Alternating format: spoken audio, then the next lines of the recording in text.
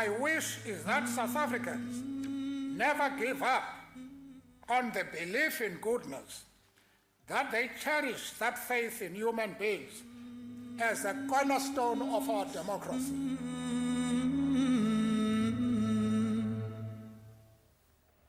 Senamgela Kakhona SABC 1. On the 10th of May 2004, Utata Nelson Mandela bid farewell to Parliament by telling the nation and the world that his wish for Mzansi Afrika is for South Africans never to give up on the belief in goodness. He continued to say, let us never be unmindful of the terrible past from which we come, that memory should not be used as a means to keep us shackled to the past in a negative manner, but rather as a joyous reminder of how far we have come and how much we have achieved. Singabantu basemzansi.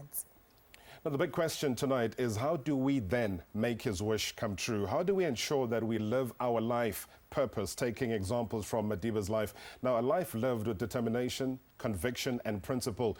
And also joining us in studio is Ungila Mike Mwendane, who's a life coach and ex-political prisoner on Robben Island, and he serves as a member of Parliament back in 1997 until the year 2000, having served in Parliament. And today he's one of the consulting editors of an encyclopedia on Africa called Know Africa, and is also a consultant who runs courses on personal transformation for individuals. Joining our life coach in studio is the incredibly talented Simpiwe Dan, our very own Afro soul singer whose music is influenced by jazz, reggae, jive, and of course our very proudly Xhosa traditional music. She's even been described as the best thing to happen since Afro soul music since Umam Miriam Makeba left us. Welcome to the show. Siyanamkela ku SABC 1. Siyajabula nathi kwamkeleka. Enkosi Tata. I think that the biggest challenge we have, and we've been having these discussions now Rob the entire week, how do we make sure that these conversations aren't superficial? How do we make sure that we lead by example? And also sikhuthaza ulutsha, because I think, yes, they understand the legacy of Utata, but they don't really understand the enormity of having blood spilled for inkululeko yethu. Yeah, the central principle here is that one should not allow oneself to pass through this life without a sound. There are many people who pass through this life without even that sound, and they fade away. And what have you come to this world for? I think that is what the youth should think about, that they are so important, that there is a reason why they are on this earth, that they've been given such an important thing as life, you know, and they must use that life to actually make a difference. When their last day comes, as this was the last day of Madiba, he looked back and said, well, what difference have I made? And he saw the difference. So you must look forward, have that kind of vision, and say to yourself, when it is my last day, I will look back and I will see the difference that I have made, that difference was not there, or rather would not have been there if I was not there. But since that I was there, that difference now has been made. And once you stick to that principle, then you'll have the strength and the fortitude and the resilience to go forward. And I think it's all about the young people now. Simpiwe, and just to pick up on that, is that, do you think that the young people are ready now? Or a lot has been said about Utata, a lot has been quoted from Utata, but do you think they're ready to pick up and move forward? Well, the one thing that Utata did for us young people is to give us freedom of for self to find our own lives and to be our own people. And I think young people are doing a good job there, you know, pursuing the careers that they want without anyone standing in their way, telling them what, you know, how far they can go or not. So I think that is the one thing that we are yet to appreciate in South Africa, that, you know, freedom of movement and the ability to be whatever we want to be. And then once we realize the power of that, then I think we'll get to find our patriotism again and realize that, you know, this freedom was hard fought for.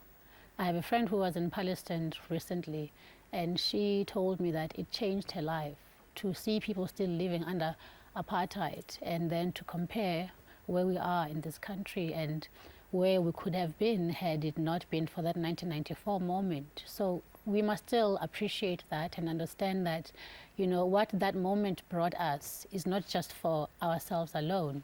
We have to give back to the country. You know, there's so much that still needs to be done for the country. There's so much building that still needs to be done. As Madiba said, you know, we cannot linger. We have rested. Now it's time for us to get in there and play our part. Simpiwe, I think abantu abaninzi bayazi ba you definitely play a part, and that's why ngumzekelo kwabantu abaninzi, especially ulutsha. One of the things abantu they say about you, and in reading your tweets as well, is your honesty and your truth with who you are as a woman, but also who you are as an African ambassador. There you are on global stages representing Tina ulutsha baseMzantsi Afrika.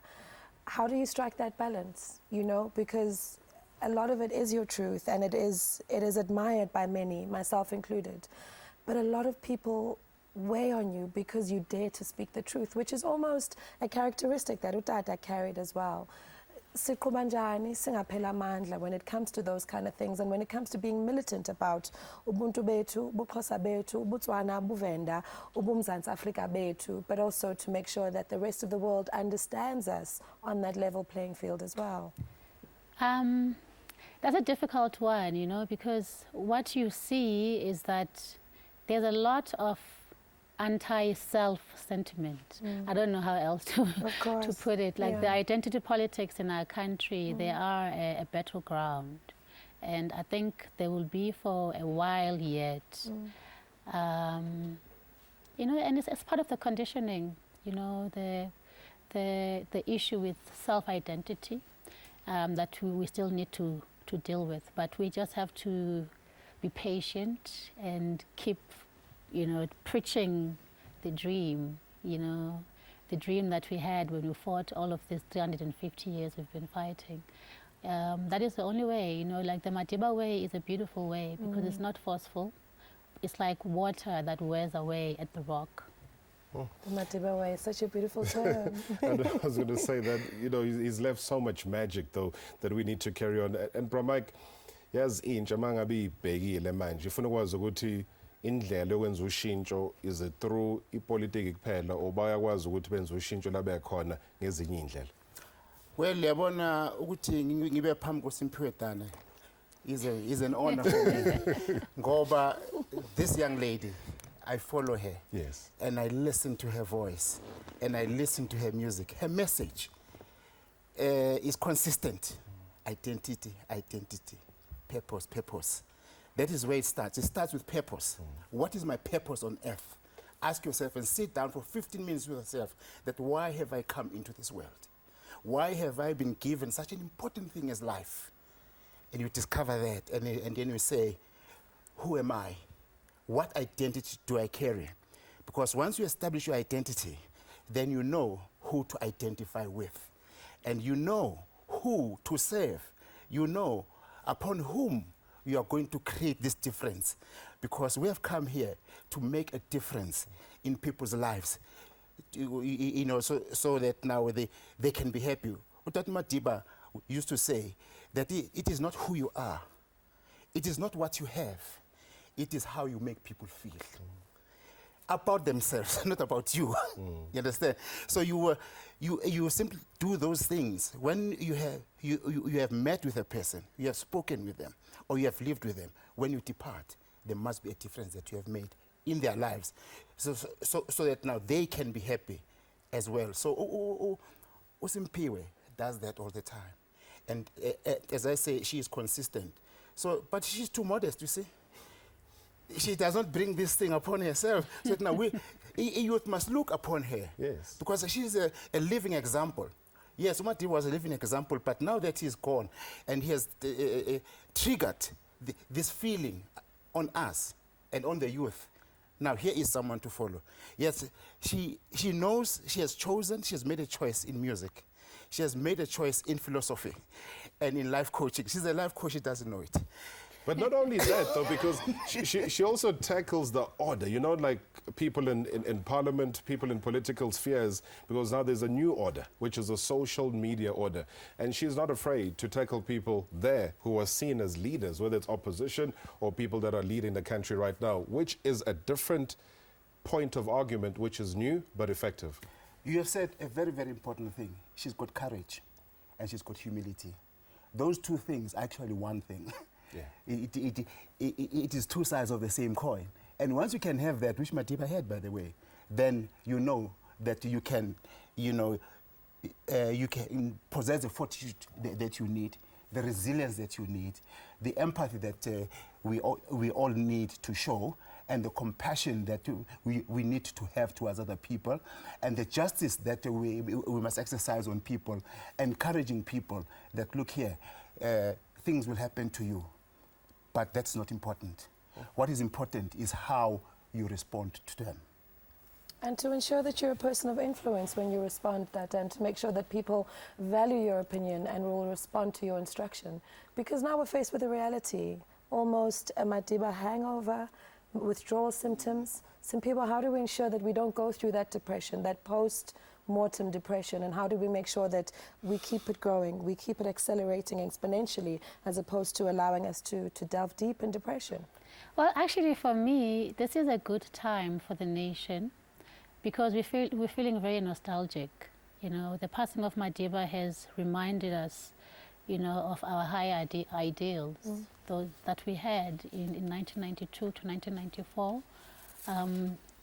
We had such high ideals. We had such big dreams for our country. You know, our heart was in the right place.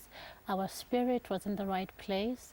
So in his passing, Dada has given us back that gift to ourselves, you know, because along the way, you know, poverty politics, we lost our way a bit, you know, we striving every day to make sure that our children are fed, and we lost sight of the dream.